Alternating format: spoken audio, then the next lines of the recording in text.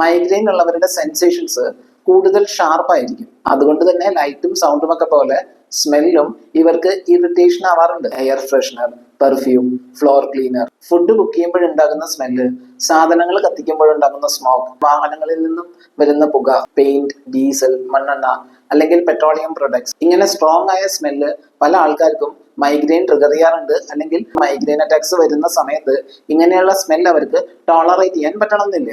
Pungent ആയ ഇങ്ങനത്തെ smell മാത്രമല്ല, ഫൗൾ സ്മെല്ല് കൊണ്ടും പല ആൾക്കാർക്ക് മൈഗ്രെയിൻ വരാറുണ്ട്. ഓസ്മോഫോബിയ എന്നാണ് ഈ ഒരു അവസ്ഥയെ പറയുന്നത്. തലവേദന മാത്രമല്ല, നിങ്ങൾക്ക് അനുഭവപ്പെടുന്ന മറ്റ് ലക്ഷണങ്ങളും വിലയിരുത്തി മെഡിസിൻ സെലക്ട് ചെയ്യുന്നത് കൊണ്ട് തന്നെ ഇങ്ങനെയുള്ള കാര്യങ്ങളും ഹോമിയോപ്പതിയിൽ വളരെ ഇമ്പോർട്ടന്റ് ആണ്. സോ മൈഗ്രെയിൻ ട്രീറ്റ്മെന്റിനായി ഡോക്ടറെ കൺസൾട്ട് ചെയ്യുമ്പോൾ ഇങ്ങനെയുള്ള ഹൈപ്പർ സെൻസിറ്റിവിറ്റി ഇഷ്യൂസ് അനുഭവപ്പെടുന്നുണ്ടെങ്കിൽ അത് രേഖപ്പെടുത്താൻ ശ്രമിക്കുക. ഏതെങ്കിലും സ്പെസിഫിക് ആയ ഒരു സ്മെൽ മൈഗ്രെയിൻ ട്രിഗർ ചെയ്യുന്നുണ്ടോ, അല്ലെങ്കിൽ ഏതെങ്കിലും ഒരു ഫ്രാഗ്രൻസ് തലവേദന വരുമ്പോൾ ബുദ്ധിമുട്ടായി തോന്നുന്നുണ്ടെങ്കിൽ അത് കമന്റ് ചെയ്യുമല്ലോ.